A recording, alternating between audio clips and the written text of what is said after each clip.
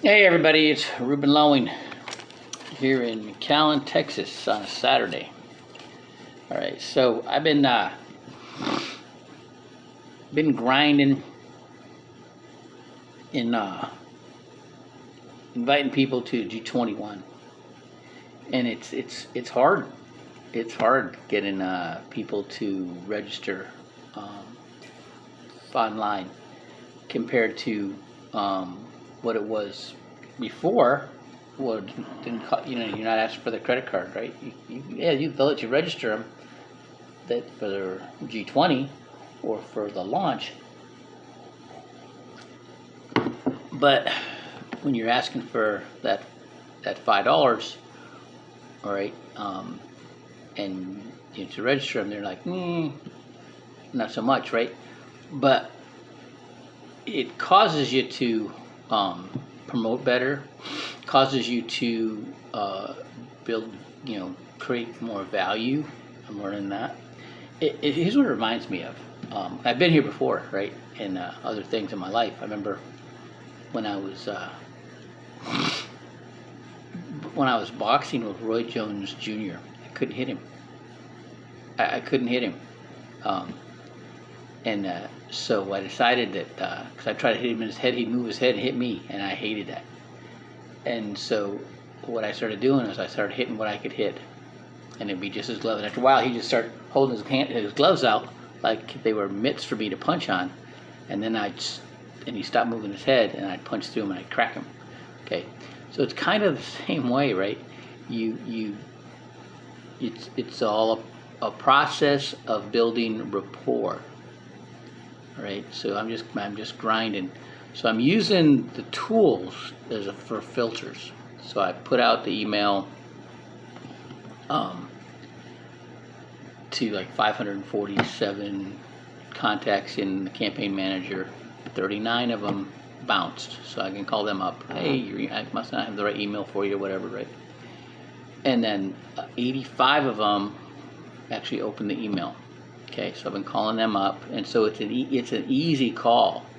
It's an easy. They know who I am, and it causes me to they start listening more to who we are and what we do, and that's the biggest part of it.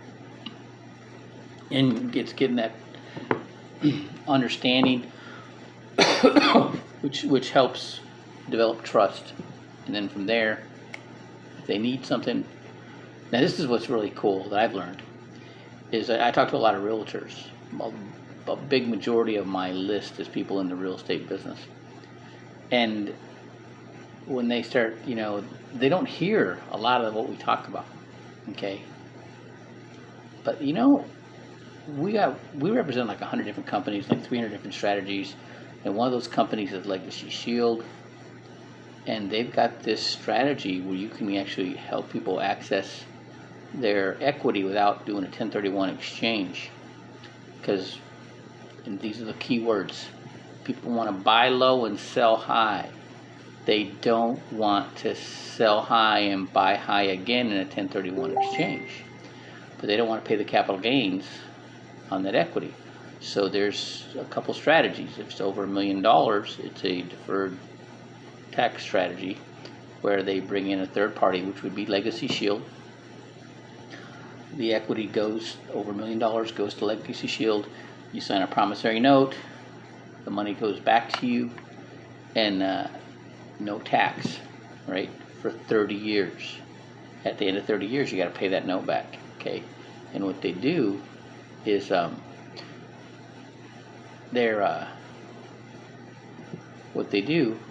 you put that money in an account that's earning 7%, and it's going to double 3 times before you pay it back, okay? And that's where you bring in the Index Universal Life. There you go, tax advantages and all that, okay, for that money. You can't do it all at once. You got to it's got to be it's a tiered process. Then if it's less than $1 million in equity, then you do the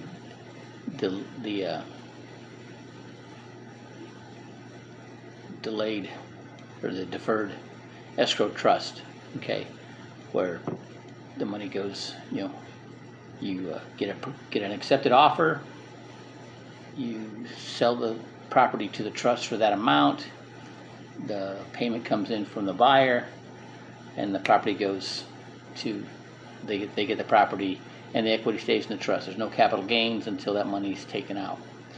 And then what people were doing is they were taking a income stream, paying income tax on that money. Well, then the beginning of 2000, Transamerica and Legacy Shield came up with this strategy with the finance premium, where you borrow the money, to pay the premiums on the Indexed Universal Life, and it's not a taxable event. Rates are less than 3% right now. Money grows tax deferred, and when you take the money out, it's tax advantaged, and that's the only way to get money out of a property without paying capital gains under $1 million. Okay, but we can do that all through Legacy Shield. Those realtors will listen to that, because what that does for them, it gives their they can go to somebody with an income property that has a lot of equity in it, and they can get them to sell that property to get that equity without having to buy another property. But if they just buy another property, most people they're not caring. They don't care, because property's inflated. They know that they'd be paying the money. The money is would be basically buying something less than what it was worth when that equity was accrued. You follow me? So they would rather do it this way. They'd rather sell that property, not have to buy another one, than and then right now there's such a demand, really high demand, wouldn't be a problem selling that property. So they'll listen to that, they'll hear that, okay, and in the process, you can show them, you can make more money if you got your license too. So then that transaction, that insurance transaction, you can get paid on too. So it's all how you talk to them. It's all, because they're going to listen to that, because that's what their focus is that real estate side of it, and this is something that is in line with what their focus is on. All right, I hope that helps. Have a great Saturday.